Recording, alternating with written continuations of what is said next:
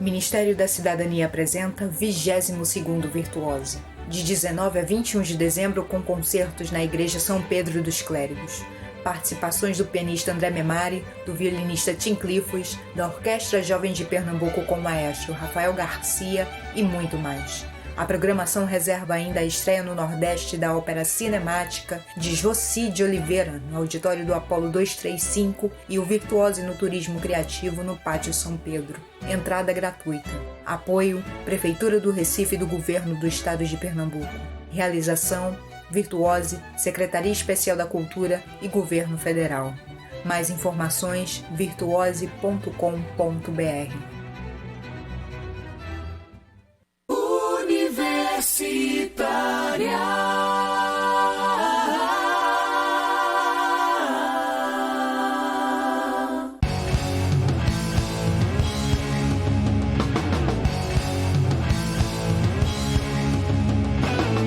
Programa Fora da Curva, jornalismo, crítica e diversidade. Olá para você que nos acompanha pela Universitária FM 99.9, a nossa rádio pública. Começa agora mais uma edição do programa Fora da Curva. Eu sou Débora Brito, jornalista da Marco Zero Conteúdo, portal de jornalismo independente e investigativo aqui de Pernambuco. Lembrando que também estamos no ar pela Rádio Universitária Paulo Freire, 820 AM. O programa é transmitido pelo Facebook e, além de nos assistir, você pode enviar perguntas e comentários sobre o tema em debate. Basta acessar a nossa página no facebook.com/programa Fora da Curva.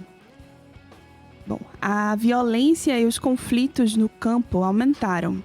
Segundo o relatório de conflitos do campo 2018, realizado pela CPT, a Comissão Pastoral da Terra, aproximadamente 1 milhão de pessoas estiveram envolvidas em conflitos no campo no Brasil em 2018. Nos conflitos especificamente por terra, foram mais de 118 mil famílias envolvidas, isso no ano 2018. Esse aumento representou 11% com relação a 2017 e é algo que está crescendo. A tendência para 2019, esse número não está ainda fechado, mas é que aumente ainda mais. Ao longo de 2019, a gente também assistiu a diversas investidas aos movimentos do campo, seja com desinvestimento e políticas que transformaram a realidade de milhões de famílias no semiárido brasileiro, no campo, e também no aumento de remoções e ameaças, ocupações, assentamentos, do movimento dos trabalhadores sem terra, por exemplo, e também a tentativa de desmobilizar sindicatos rurais. A gente teve a aprovação da reforma da Previdência, que também foi um golpe para os trabalhadores e também para os trabalhadores do campo. E o governo Bolsonaro não esconde que vê os movimentos sociais como inimigos e, infelizmente, não é exceção para os movimentos do campo. Hoje, o Fora da Curva pergunta, então, a gente quer debater e fazer um balanço, uma análise sobre como os movimentos rurais atravessaram 2019. Para debater com a gente, estamos recebendo Cícera Nunes, presidenta da FETAP, que é a Federação dos Trabalhadores Rurais de Pernambuco. Obrigada pela presença, Cícera. Ok, é um prazer, nós que ficamos felizes em estar participando desse programa. Obrigada, Débora, Helena e todos que fazem esse programa. Obrigada também. A gente está recebendo Paulo Mansan, da Coordenação Estadual do MST. Bem-vindo, Mansan. Bom dia, bom dia. Também contamos com a presença de Alexandre Pires, da Coordenação Executiva Nacional da ASA Pernambuco. Da ASA, que é a Articulação do Semiárido Brasileiro, e também da ASA Pernambuco. Seja bem-vindo, Alexandre. Obrigado, Débora. Bom dia a todos que nos escutam. Bom, para começar, esse dado que a gente traz, inclusive, da violência, que é muito simbólico e que é tantas vezes invisibilizado, né? A violência é um aspecto das ameaças e das investidas que os movimentos do campo sofreram. E eu queria começar perguntando a vocês que análise, que balanço vocês fazem desse primeiro ano do governo Bolsonaro, né? E que ameaças se concretizaram ao longo desse ano. Cícera, gostaria de começar? Sim, claro. Bom, começando essa questão do balanço, nós sabemos que tem vários aspectos, a gente deveria destacar alguns aqui, e esse que você coloca da violência é um dos que tem, nesse ano de 2019, aumentado em todo o país, em nosso estado. Os despejos que tem tido também nas áreas de assentamentos, acampamentos, aí, principalmente do Movimento Sem Terra, do MST, isso é uma forma de violência através da imposição, através de estar expulsando essas famílias que estão há anos na terra, que foram conquistados também via seus direitos pela reforma agrária. Então, isso é uma das violências, sem falar na física, que tem ampliado no país, no Nordeste, na região norte do Brasil, assassinatos, né, ameaças dessas lideranças. Então, isso tem crescido esse ano absurdamente. Outro balanço que a gente pode estar tocando também é a questão da perca de direitos que a gente tem tido nesses últimos meses, né, e aprovações de PECs, aprovações de reformas, como início aí o governo Temer fez a reforma trabalhista, depois vem a reforma da Previdência, que foi também uma grande violência à classe trabalhadora. E nós que estamos nesse momento, né, nós temos a nossa asa nacional aqui nesse programa, fundamental importância nesse momento estarmos nesse balanço aqui. Temos o MST também, tem atuação nacional, nossa federação, que temos a Confederação Nacional, que é a nossa CONTAG, e aqui em nosso estado a FETAP, ou seja, são instituições que têm grande mobilização. Esse ano nós tivemos a Marcha das Margaridas, com mais de 100 mil mulheres em Brasília, onde nós estávamos destacando também, principalmente, a perca de direito das mulheres, né? Então, as mulheres, elas são muito mais atingidas imediatamente com essas percas dos direitos que temos. E estar em um programa com esses dois companheiros e também especificamente falar das políticas para as mulheres e falar também como uma mulher em espaço de poder é fundamental nesse momento, essa linguagem que tem muitas mulheres que com certeza estão perdendo seus direitos e estão nos ouvindo nesse momento. Ou seja, são mulheres rurais, são mulheres urbanas que perderam na questão da Previdência, em que a Previdência é um meio social que temos de política onde as mulheres se libertam, as mulheres têm autonomia. E essa autonomia fica ameaçada. A violência vem maior, a fome vem maior, porque é sobrecarregada essas mulheres, né? E principalmente no campo, que as mulheres estão muito mais no comando das famílias, estão muito mais no comando da roça, do seu quintal produtivo. Então, isso é uma forma de violentar e de aumentar muito mais a violência, o preconceito contra as mulheres. Então, isso é um desgoverno em que, em vez de fazer políticas e garanta políticas e também a Constituição seja mantida, mexe na Constituição, como na questão da Previdência Social, que dificultou muito mais para a gente ter o acesso hoje, porque se nós mantivemos a idade, mas para acessar está difícil, porque está tendo um grande deferimento desses programas na questão da Previdência para nós rurais e também urbanos, que é hoje um exemplo. Se nós rurais estamos aqui em Pernambuco, quem faz a aprovação de nós nos aposentar ou ter um benefício da Previdência é um servidor que esteja em qualquer lugar do país. E esse servidor não entende como é que nós trabalhamos, como é a nossa produção hoje, que é diferenciada da região sul, sudeste, centro-oeste do Brasil. Então, com isso, é indeferido esses benefícios. Então, essas pessoas passam fome hoje e chegam a morrer porque não chega esse benefício. Então, estamos tendo um aumento grande disso, da fome, da pobreza em nosso país, e os dados dizem isso. Então, é uma grande preocupação, não só de nós rurais, mas de toda a sociedade brasileira, essa perca de direito que estamos tendo nesse ano 2019 e precisamos dar um baixa nisso aí o ano que vem, com certeza. E aprender também aprender os meios de resistir, né, ao longo dessa experiência de 2019, né? E você falou esse dado a gente vai voltar a entrar nele, inclusive, porque tem os dados de Pernambuco aqui, mas eu queria perguntar, para a gente começar e passear aqui nos diversos aspectos, né? A gente não vai dar conta de tudo, mas a gente sente, não tem ainda um apurado, Mansan, mas que houve um aumento das tentativas de despejo, de retirada. A gente teve o caso, a gente fez programa, inclusive, aqui no Fora da Curva, sobre a ameaça de despejo ao assentamento Normandia, ao Centro Paulo Freire. De fato, tem aumentado. Como é que, para o Movimento Sem Terra, tem se apresentado esse ano 2019? Como é que vocês fazem essa avaliação? Bom, é um ano bem difícil. Então, enquanto números, nós estamos só no estado com mais de 23 ordens de reintegração de posse e algumas bem emblemáticas, tipo o exemplo de Normandia, o exemplo de Xixaim, que estavam mais de uma década, 17 anos, as casas já de alvenarias e simplesmente as máquinas passaram por cima. E agora, mais recentemente, um caso de Gameleira, um assentamento de 24 anos, onde o INCRA fez o processo de emissão de posse. As famílias, depois da emissão de posse, tem a RB, que é a relação dos beneficiados, 108 famílias.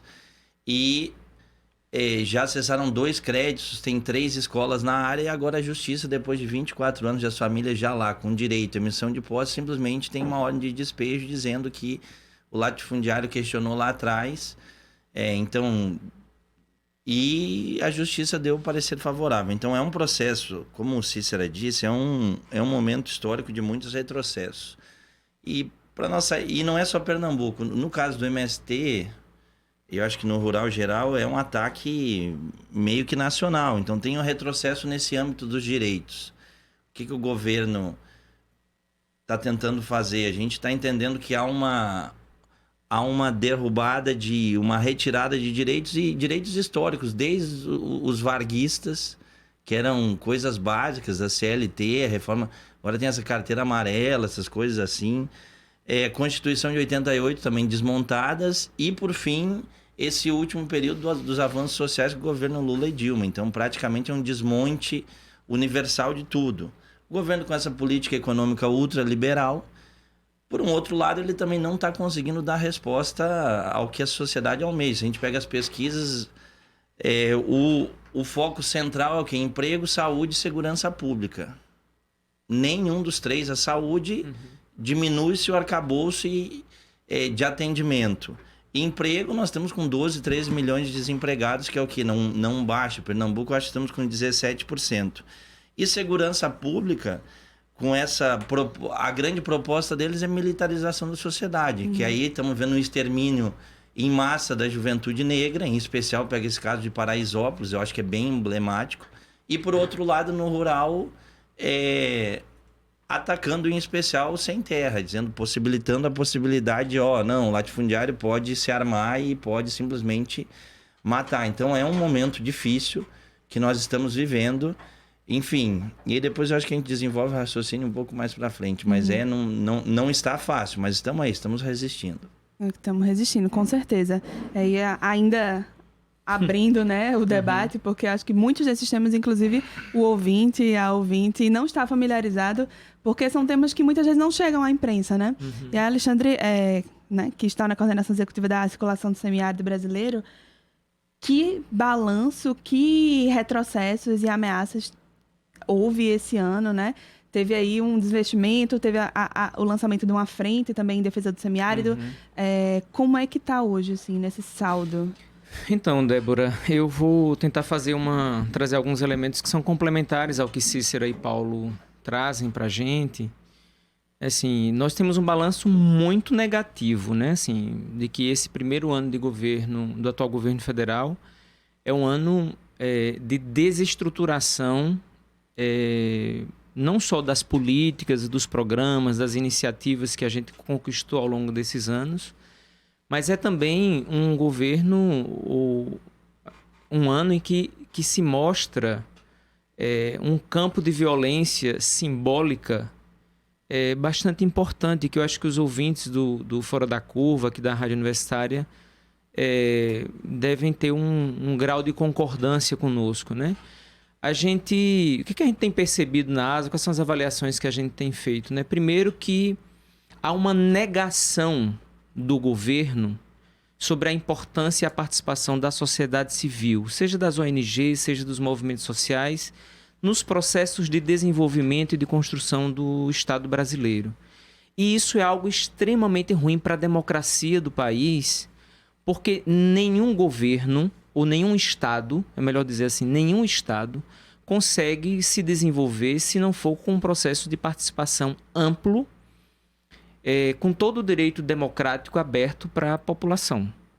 E o que a gente viu, assim, desde o primeiro ato, né, com as primeiras medidas provisórias do governo, foi a desestruturação dos processos de participação social, que são uma conquista da Constituição de 88, que garantem e asseguram esse direito de participação nos conselhos, né, de políticas públicas, nas audiências públicas, nos espaços de participação direta. E a gente viu desde esse primeiro momento assim, uma desconstrução desses ganhos de forma muito efetiva. A exemplo, por exemplo, do Conselho Nacional de Segurança Alimentar e Nutricional, isso como um exemplo, né? Porque agora, mais recentemente, vinculado a esse crime ambiental, que ainda não se tem a indicação dos responsáveis do petróleo nas praias e nos mangues e nos mares litorâneos nossos, se desestruturou também com a medida do governo a comissão de emergência, né, que era uma comissão que deveria atuar numa emergência de vazamento de petróleo. Ou seja, o tempo tardio de resposta do Estado é exatamente a ausência de quem é que responde por isso, né? Ou seja, então a gente faz uma avaliação extremamente negativa do que aconteceu durante o ano 2019 para nós, enquanto organizações da ASA, da ABONG, porque aí também o Centro Sabiá, do qual eu faço parte, nós também somos membros da ABONG. A perseguição, a Associação Brasileira de Organizações Não Governamentais, né, de ONGs. A perseguição do Estado brasileiro hoje, através do governo, às organizações não governamentais é muito ruim. E há vários movimentos, né? Tanto essa coisa simbólica que eu falava, que para mim o corte de recursos, de editais públicos, para que as organizações também possam executar políticas e programas, né, públicos no campo social, no campo ambiental, é uma forma de violência disso.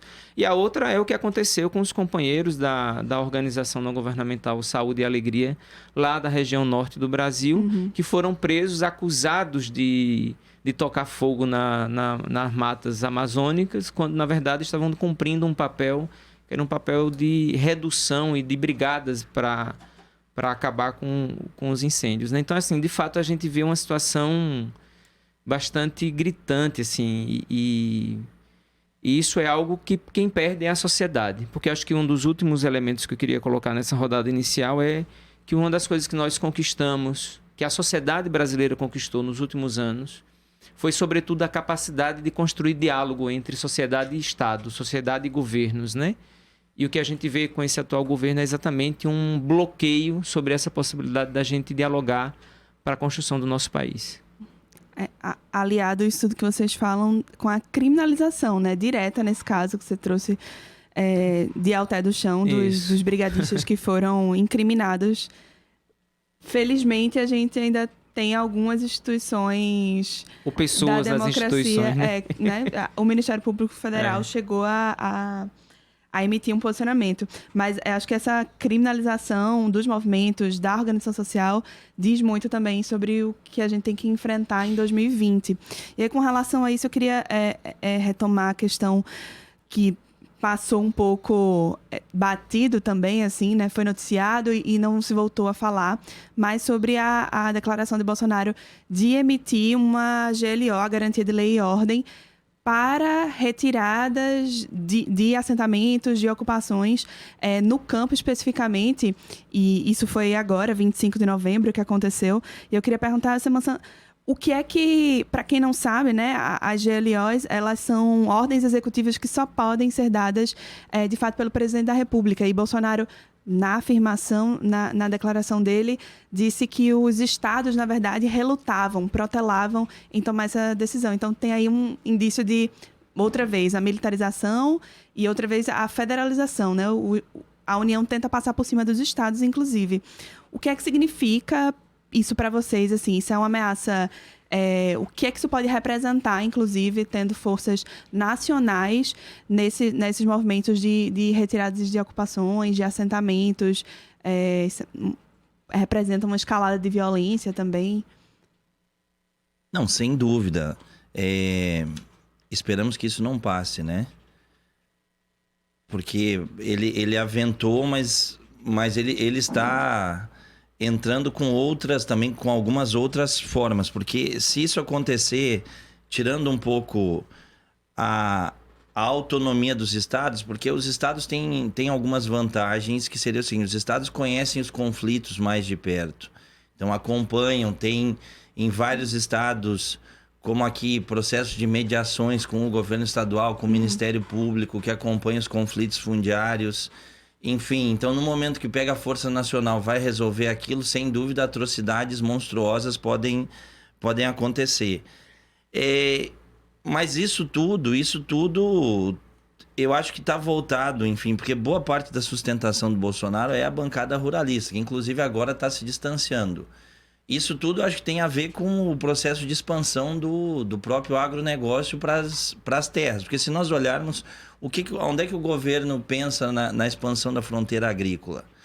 Bom, podíamos pautar em 3 lugares. O inimigo número 0 no rural são os índios, né? Não, as áreas de reservas indígenas e etc. Então, esse é um grande problema. Inimigo número 1 é muito pouco índio para muita terra e por aí vai. Esse é o discurso do governo, apesar da nossa dívida histórica com essas populações, com essas nações em dívida. 2 é o avanço contra as áreas de reserva, das reservas permanentes, das reservas florestais, lembrando isso, para a expansão da fronteira agrícola. Então, se nós pegarmos, e também o que se espera de um presidente que é multado numa reserva ambiental e demite o técnico do IBAMA que multou ele há um tempo atrás. Ou mesmo um ministro do meio ambiente que é condenado por esses casos aí da mineração. Então, é tudo muito complexo. E o terceiro, então, se nós pegarmos reserva de indígenas, áreas as unidades de conservação. De conservação permanente, o terceiro são as áreas de reforma agrária. Quando ele coloca os processos de desassentamentos, nós nem estamos... Então, isso dá uma insegurança jurídica muito grande para o campo, já que eles gostam de falar, vamos cumprir a lei, é uma insegurança jurídica. Ele pega assentamentos consolidados. O latifundiário questiona na justiça o valor. Esse caso de Gameleira é bem emblemático. 24 anos que o povo já está assentado lá desde 97. Aí simplesmente agora vamos retirar as famílias. Então isso é uma tristeza, porque tem toda uma história, toda uma vida. Então nós esperamos, enfim, que ainda as forças democráticas do Brasil não permitam que essa GLO passe, enfim, que a gente consiga passar esses períodos difíceis da história. Não, eu queria só colocar uma coisa que eu acho que ela é bem emblemática nesse contexto todo, essa história do aumento da violência, sobretudo também a violência. Acho que Paulo Mansão fazia uma referência a isso em outro momento, mas essa violência simbólica também, Débora, que é a violência econômica, né?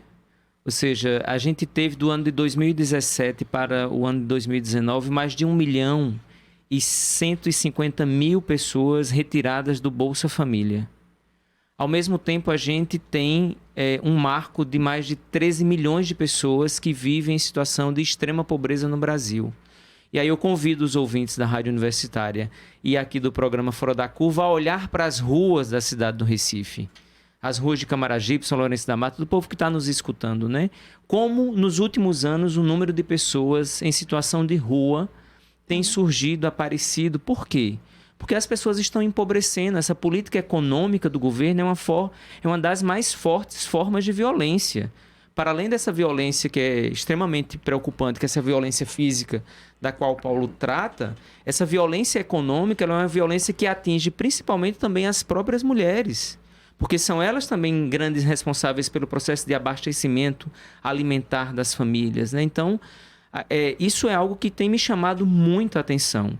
E para nós da ASA, nós fizemos uma reunião há uns 15 dias atrás e a gente refletia com mais de 60 organizações do semiárido como essa situação de fome, de extrema pobreza, de pessoas em situação de rua, não é uma situação somente das capitais e das grandes cidades. Nas pequenas cidades do interior, isso também começa a aparecer de forma muito forte, né? Então, para mim, o governo tem uma cara de exterminador da pobreza, ou seja, o grande projeto ultraliberal é exatamente se desfazer da população mais pobre da pior das formas, que é matando as pessoas de fome, que é matando as pessoas com essa violência física brutal, que assassina os corpos, né, de jovens negros, de mulheres e tantas outras pessoas. Eu acho que não só exterminador da pobreza, mas ele atua para ampliar a pobreza no país, né? A gente tem visto isso, né? A gente, na Marco Zero Conteúdo, inclusive, já fez matérias, fez reportagens denunciando a fome, né? A fome não espera. Assim que a coisa aperta, as pessoas, de fato, já estão numa condição que não tem muito como mediar ali. E aí, a gente retomando um pouco a questão com Cícera, eu estava falando da aposentadoria, né? As dificuldades que já estão enfrentando. A gente tem um dado aqui em Pernambuco que de janeiro a junho a gente teve mais de 30.300 pedidos de aposentadorias e só menos da metade deles foram analisados, né? E é isso, enfim, o Ministério Público Federal entrou com uma ação para questionar, para que houvesse pelo menos de fato, análise desse processo para a gente ter um retorno. E eu queria te perguntar, Cícera, né, a FETAP que está em contato também com os sindicatos, o que é que a gente já sente, o que é que já se pôde observar, e aí em 11 meses, 12 meses, né, a gente já está no começo de dezembro, o que é que já mudou, assim, nesse dia a dia do trabalhador, da trabalhadora rural? Quais são os desafios hoje? E o que é que isso representa para essas famílias, claro, mas o que é que isso representa também para o Brasil, para a sociedade como um todo, né? Os trabalhadores rurais contribuem para a comida que está diariamente, é o preço do supermercado, é o preço das verduras, enfim, de tudo mais. Como é que esse impacto para o resto da sociedade? Bom, um dos impactos que tivemos seria o êxodo rural, né? A população rural um aumento grande já nesses últimos meses, principalmente das mulheres têm saído, porque as mulheres que mais usam a Previdência Social, elas estão em idade de entre 25 a 35 anos. Então, essa população está em fase de ter filhos e usa a Previdência para o salário maternidade. Uhum. Então, essas mulheres são as que estão mais saindo hoje das comunidades rurais. Isso é uma coisa. A outra população que está saindo é a juventude. Então, a juventude, com a Previdência, ela contribui para a renda familiar como um todo. Para as crianças, para os adultos jovens e para idosos, que têm a sua aposentadoria rural. Então, isso tem aumentado. O êxodo rural tem aumentado. Então, se aumenta o êxodo rural, diminui a alimentação, diminui muito mais. A alimentação se torna muito mais cara, né, no mercado. Sem falar que a economia que foi prometido melhorar, não melhora, né? A reforma da Previdência era para melhorar também, era para reduzir gastos. Então, que gastos são esses que estão sendo reduzidos com a reforma que tanto foi falada por eles? E que isso, fazer uma reforma e tirar de quem não tem, né, e não fazer o que tinha prometido o governo, então isso está sendo injusto muito com a população muito mais que precisa da Previdência Social. Isso é uma coisa. O que tem aumentado também a violência no campo, tem aumentado muito mais com isso, porque se as pessoas ficam sem dinheiro, todo mundo é vítima, né? Essa violência, ela está no campo, aí ela vai para as periferias, porque aquelas pessoas onde vão morar, o recurso para o aluguel é mais barato na periferia, então essa violência aumenta. Outra questão é a fome mesmo, a pobreza, então esses dados eles vão aumentar muito mais, em dias, em meses, então assim... É um horror, né? Uma guerra de fome, é uma guerra em que estamos vivendo nesses últimos meses e que, se a gente não se unir, se a gente não tiver as estratégias de união em massa da população, então isso tende a piorar. E só melhora, ou seja, só melhora se nós nos unir e ir para o embate e barrar isso mesmo, não só no Nordeste, mas em todas as regiões do Brasil, para que a população compreenda que esse governo, o modelo dele, do capitalismo, desse desenvolvimento que não é para quem trabalha, é um desenvolvimento para poucos que trabalham e para quem já tem. Então, esse desenvolvimento não cabe ao nosso país e a gente tem que barrar isso, com certeza.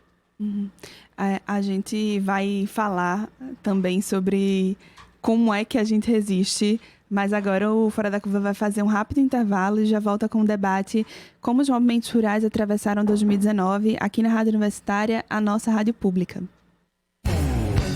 Fora da Curva, jornalismo analítico na Rádio Universitária, a nossa rádio pública. Universitária FM 40 anos. O futuro a gente faz com você.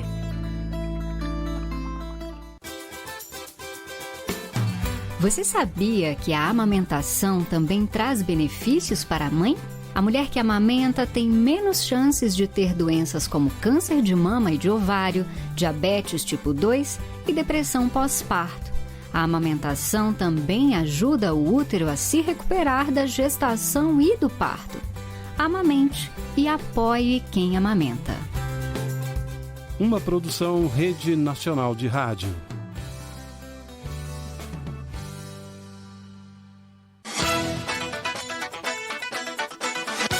Fim de noite especial no domingo da Universitária FM. Às 9, Otto em Otomatopeia. Bala que dispara contra o tempo.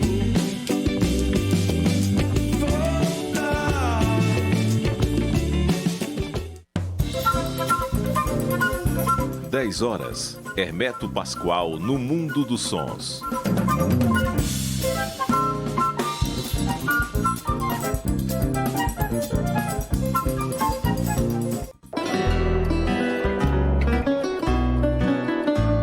E às 11 horas, cantora portuguesa Carminho.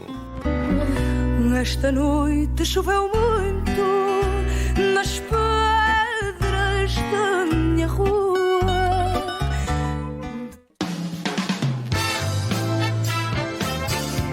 Domingo, na 99.9, fim de noite especial.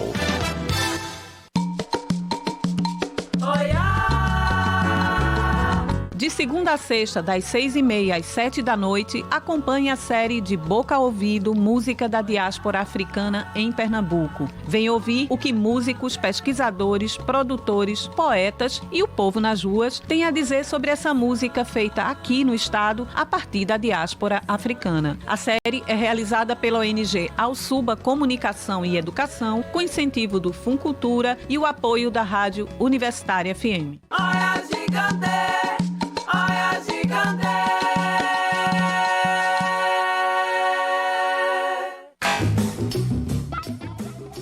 Todo sábado às 19 horas. Programa Na Agulha, com Marco Delata e Rodrigo Pires. Trazendo o chiado do vinil, em pérolas garimpadas, diretamente na discoteca da Rádio Universitária, 99.9 FM. Embarque nesse trem azul e curta essa paisagem insonora.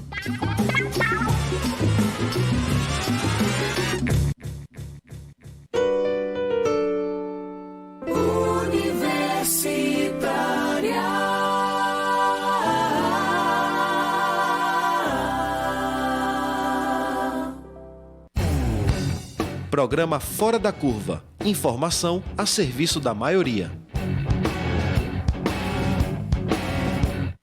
O programa Fora da Curva está de volta com jornalismo, crítica e diversidade. Hoje nós perguntamos como os movimentos rurais têm atravessado 2019. Estão aqui participando do debate com a gente Paulo Mansan, membro da coordenação estadual do MST, Cícera Nunes, presidente da FETAP, a Federação dos Trabalhadores Rurais de Pernambuco, e Alexandre Pires, da coordenação executiva da ASA, Articulação do Semiárido Brasileiro. E a gente conversava, fez uma primeira grande rodada para entender quais são os desafios, quais são as principais trincheiras, as principais ameaças e investidas que aconteceram para os movimentos rurais, e a gente está aqui com uma representação. A gente nem consegue dar conta de todos, Tem aí os povos indígenas, os povos quilombolas, enfim, uma série de povos e movimentos e grupos que estão ameaçados com essas medidas do governo Bolsonaro. Mas eu queria retomar, Alexandre, pedindo para você, inclusive, explicar, situar. O Brasil, teve, ou tem, será que a gente pode dizer ainda, uma política de convivência com o semiárido. Eu queria chamar a atenção para o convivência com o semiárido, não é enfrentamento à seca, não é combate à seca nem nada. Que é reconhecida mundialmente, como exemplo, que a gente exportou conhecimento e tecnologia, inclusive, para outros países. E a gente viu em abril, enfim, um desmonte, um desinvestimento do governo Bolsonaro dessa política de convivência com o semiárido, com as cisternas. Queria que você explicasse primeiro para o ouvinte o que é que essa política de convivência com o semiárido e que baixas a gente sofreu.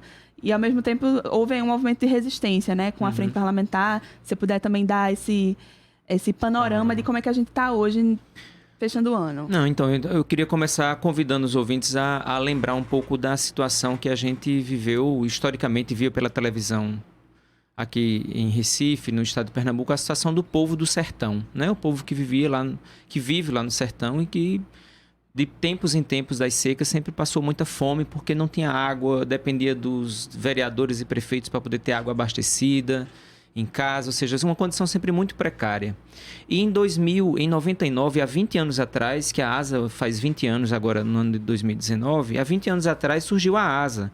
É uma rede formada de várias organizações, do movimento sindical rural, dos movimentos sociais, movimentos de igreja, de cooperativas, sindicatos, ou seja, um conjunto de organizações que constituíram a rede ASA. E a ASA, naquele momento, propôs o programa 1 milhão de cisternas, que era para construir as cisternas para captar água do telhado das casas das famílias durante o período de chuvas. Então, eu estou querendo chamar a atenção disso porque, a partir de 2003, com o governo do presidente Lula, nós conseguimos uma abertura de diálogo com o governo, né, com o Estado brasileiro, para a construção do programa como uma política pública para o Brasil. E não era que a gente conversava com o presidente da República, mas a gente conversava com os gestores das políticas de segurança alimentar, de agricultura, de desenvolvimento rural, que faziam parte desse governo. Embora a gente também tenha conversado com ele, mas...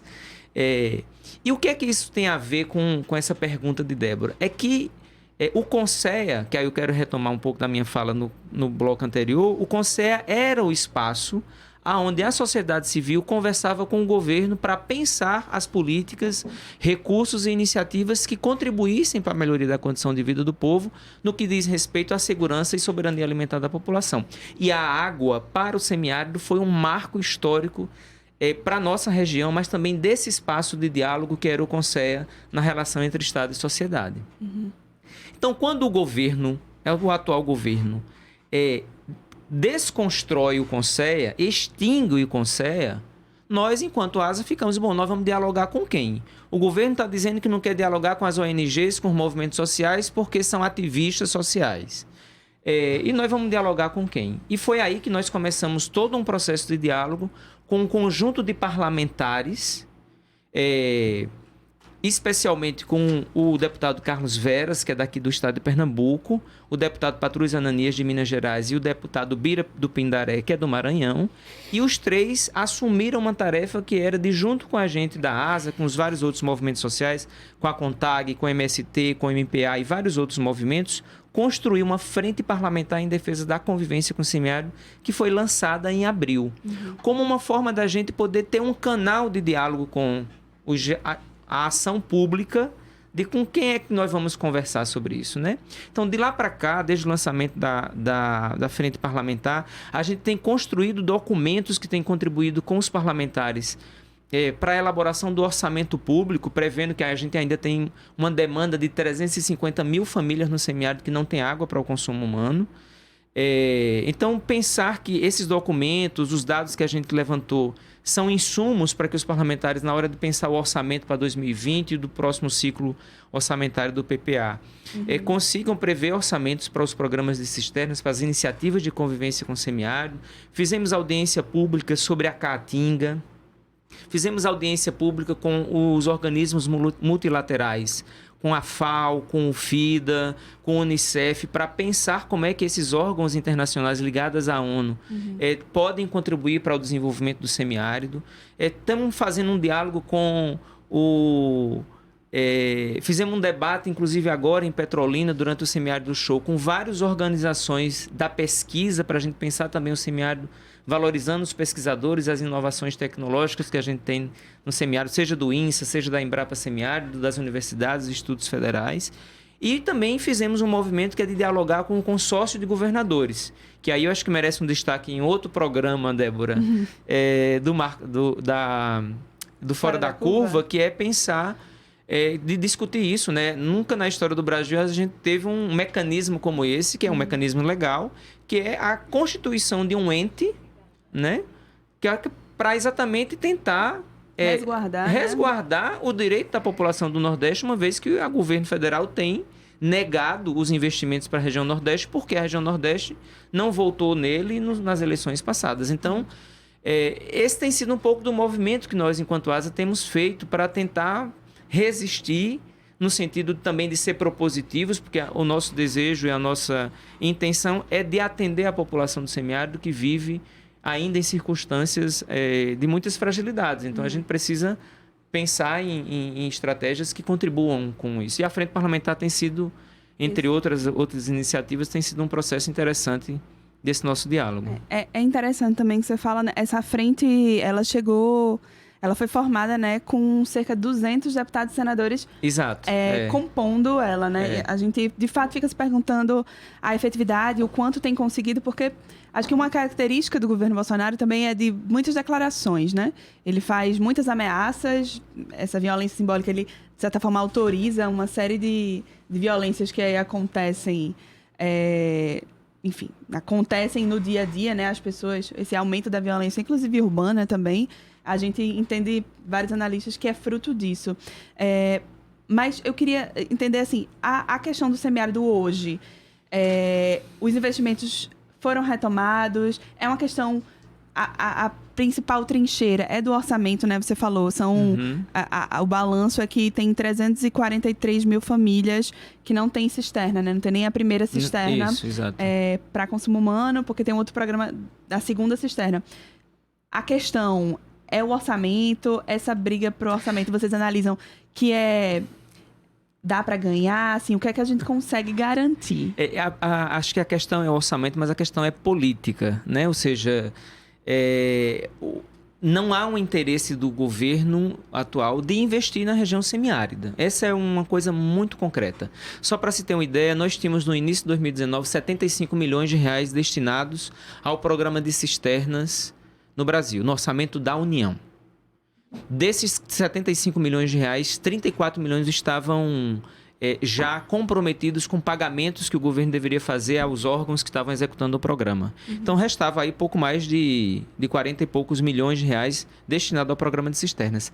Até hoje, nós não temos a contratação de nenhuma organização para fazer a implementação desses 40 e poucos milhões de reais do programa de cisternas. Saiu um edital agora no mês de novembro, que as organizações apresentaram propostas, e até hoje não tem um resultado disso. Ou seja, nós vamos fechar o ano sem nenhuma ação concreta do governo para o programa de cisternas. É claro que essa responsabilidade do programa, ela é do Estado, do governo que faz a gestão do Estado.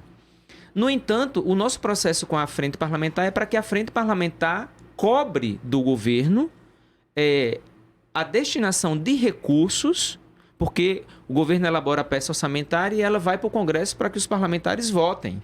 Então, na hora de pensar o orçamento e as prioridades do governo, do orçamento que o governo vai mandar para o Congresso, nossa tentativa é que a Frente Parlamentar, os parlamentares que aderiram à frente, são signatários da Frente Parlamentar, estejam suficientemente sensíveis a poder apresentar emendas, a poder pensar, né, em cobrar do governo mais recursos para o programa. E isso é política, né? Isso não é uma questão somente financeira ou de orçamento, mas ela é política, porque a decisão do orçamento de qual é a prioridade para onde vai o recurso, ela é política substancialmente. Claro.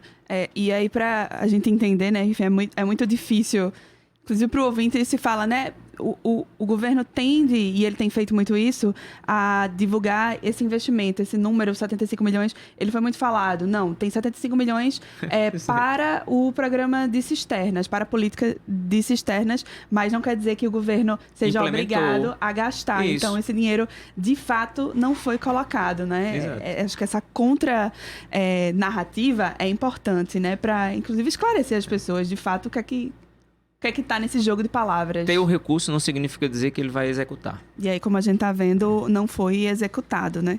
E aí, voltando, né? A gente está com várias questões. Cícero, eu queria te perguntar com relação a uma fronteira, né, de resistência à política que o Bolsonaro tem implementado, ao que ele representa, inclusive, são os sindicatos, né? E também aí a perspectiva se fala de que ele pode vir a implementar uma reforma sindical.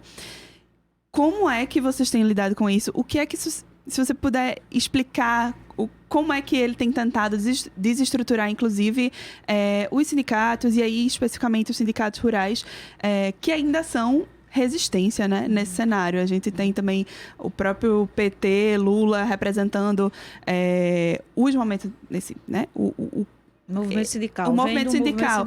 Vem do movimento sindical. Eu acho que todo brasileiro meio que relaciona, sim, a luta sindical, trabalhista, com o Lula, que é o grande antagonista hoje do Bolsonaro, né, do que ele representa. Se você puder explicar um pouco o que é que hoje a gente já tem dessa tentativa de desmobilização, o que é que vocês têm feito também para resistir? Certo. Em toda a sociedade ela sempre vai ter, né, a classe trabalhadora e as profissões, as categorias das pessoas. E o que temos que ver nisso é que há os governos que são muito radicais, né, nesse sentido. E esse governo que está aí, ele, com certeza, ele está criminalizando, ele está perseguindo. E os movimentos sindicais, ele tem falado claramente nas falas dele que quer perseguir. A reforma da Previdência foi uma perseguição, está sendo. Essa questão do imposto sindical, que se tornou não obrigatório também, é uma perseguição aos movimentos sindicais, às categorias, que também é uma ameaça e diminui muito também a mobilização dos sindicatos e essa questão financeira e política dos sindicatos. Nós, rurais, quando se refere ao imposto sindical, que nós chamamos de contribuição sindical, para nós temos muito mais uma capacidade de estar dialogando com os sócios, e os sócios têm muito mais sócios pagando o sindicato no caixa, e tem os sócios que são aposentados. Então, assim, para nós isso, a mobilização, ela, em termos do imposto, teve um impacto, né? Mas não foi o quanto dos urbanos. Então, isso tem essa diferença. Com o da Previdência, a reforma, ele tentou e tenta dizer que com a reforma não precisa de sindicatos mais rurais, porque nós temos um bom público de aposentados que são sócios em dias com o movimento sindical rural. Então, isso também, e para jornais e para rádio dizer isso, eles foram muito, né? Mas nós temos ido a nossas bases, e aí eu quero dizer que com essa questão da Previdência, o que nós fizemos para barrar que ele distorce o governo foi as audiências públicas. Nós convocamos os deputados, senadores, e isso não foi só em Pernambuco. Nós fizemos audiências públicas com todos os parlamentares e dissemos a eles que estava no ano que ia ter a eleição no outro ano, e a gente dizia, se vocês não tiverem com a gente nessa questão da reforma e manter a nossa idade, vocês também estão ameaçados a perder as eleições.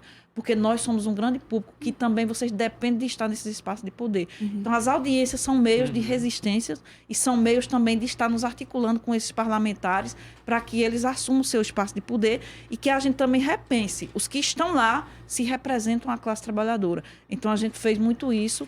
E aí, essa questão da reforma sindical, nós somos contra radical ao que ele faz. O que ele diz é que, dentro da reforma, os sindicatos vai passar a ter vários sindicatos da mesma categoria, ou seja, nós não defendemos isso.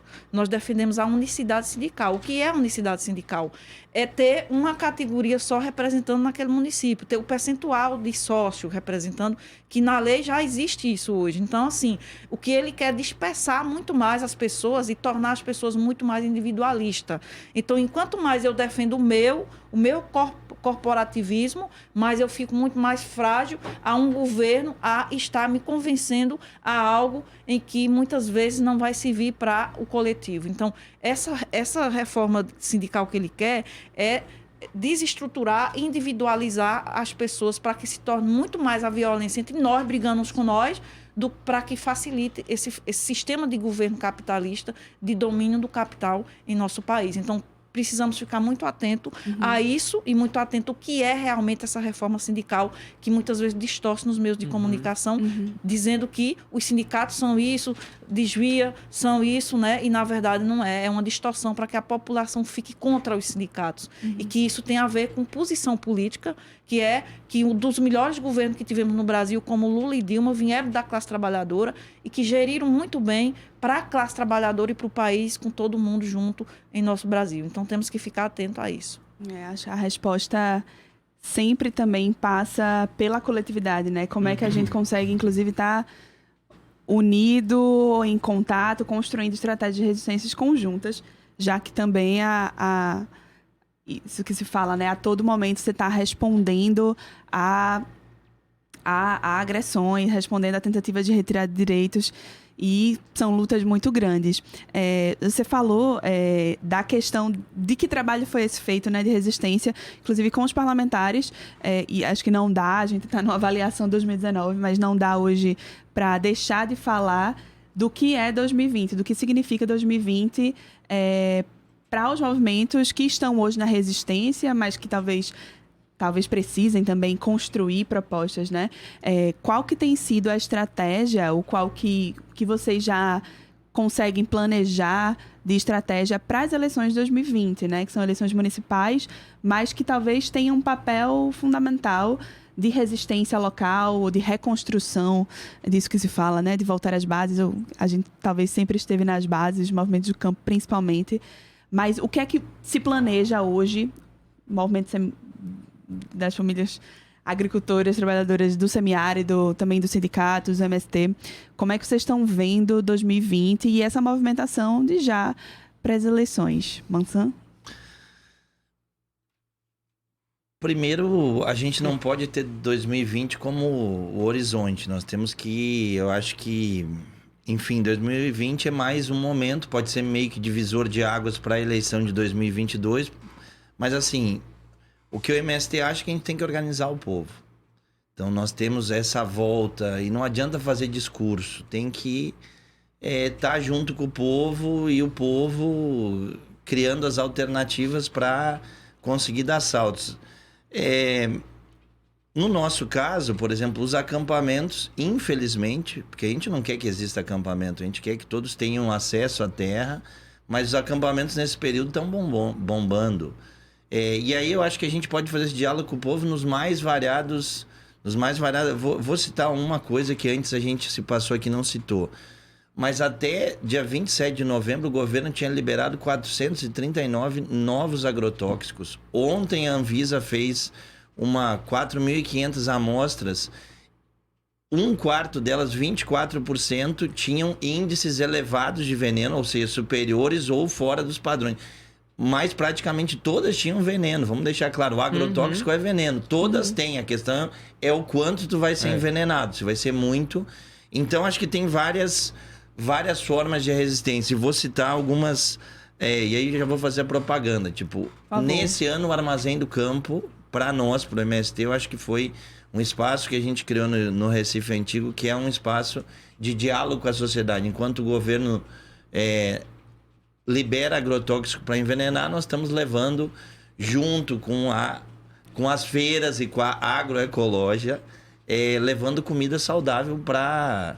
A FETAP também abriu uma feira agroecológica aqui no espaço da FETAP, então acho que é um jeito de dialogar. Uhum. Uma outra experiência aqui de Recife que o MST se envolve, aí parabenizando a meninada que toca...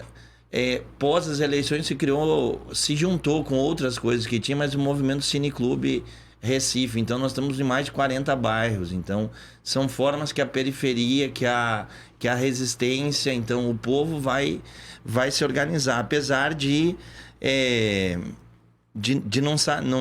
não estar fácil.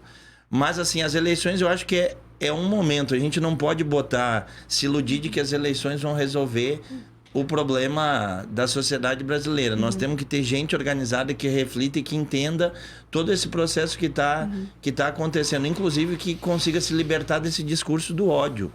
Porque não é possível a gente discordar de ideias e ter que matar o outro. Isso não existe em lugar nenhum. Nós temos que conseguir dar um salto e voltar a resgatar esses princípios básicos do cuidado com o outro ser humano. Uhum. E é isso que Alexandre disse. Ali no espaço do Armazém, que é no bairro Santo Antônio, a quantidade de moradores de rua assim, saltaram de 100 para 1.000. Todas as noites tem mais de 1.000 pessoas ali.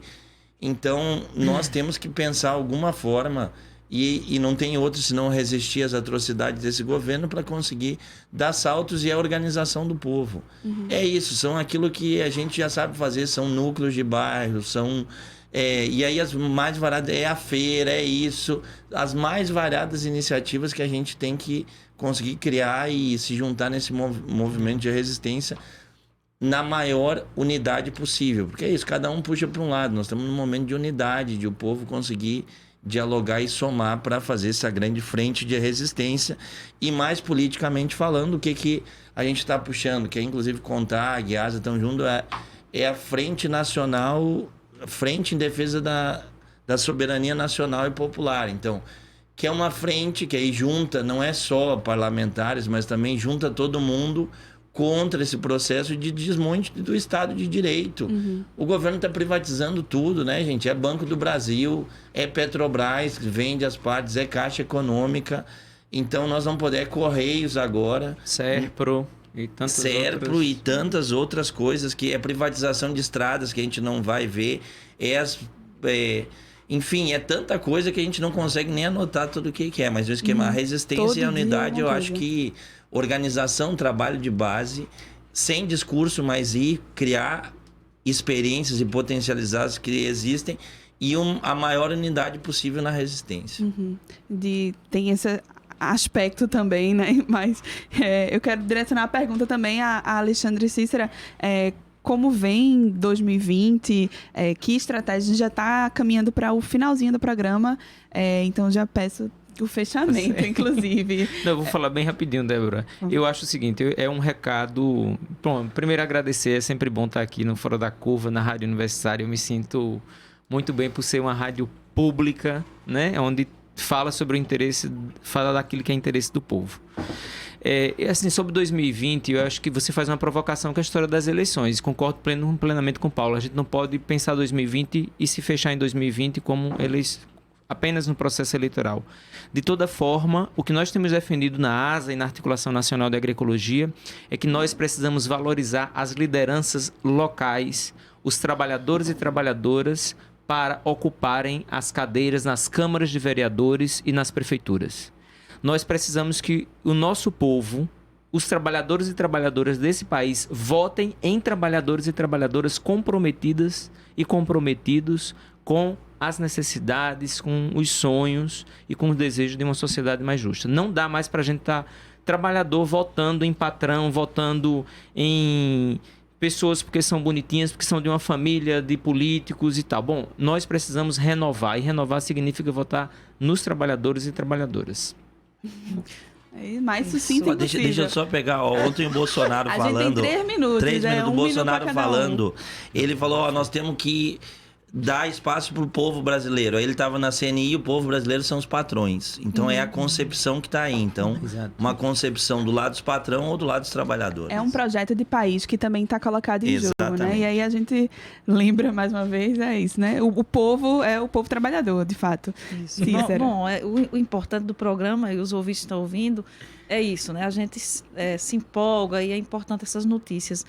Dizer que, agradecer ao programa, aos ouvintes que nos ouviram nesse momento, e a mudança, ela está em cada um e em cada uma de nós. Então, essa mobilização, ela tem que partir de cada um da gente e através das feiras que a gente tem, de se encontrar, de estar se mobilizando em oficinas, onde for, na família, onde se encontrar, os amigos, a gente está debatendo esses temas que são muito pertinentes em mudanças de vida. E 2020 ele não acaba, né? Ele é continuidade de posições que a gente toma, de decisões que a gente toma no nosso estado, no nosso município. Então é importante que a gente reflita em 2020 e faça mudanças, e as massas, enquanto mais fizer movimento de massa, enquanto mais se mobilizar, muita gente é importante, para que a gente possa, junto, todo mundo, mulheres e homens, toda a sociedade, enfrentar esse turbilhão que tem aí do capital que está no domínio do nosso Brasil nesse momento. Então, vamos, mulheres e homens, juntos fazer aí essa mudança o ano que vem e continuar mudanças boas para a vida das pessoas. Então, o pessoal cumpre o horário, a gente está até com tempo. Sério? Sim. Mas o tempo certo para a gente acabar. A gente não esgota esse assunto. Acho que tem várias provocações do Fora da Curva.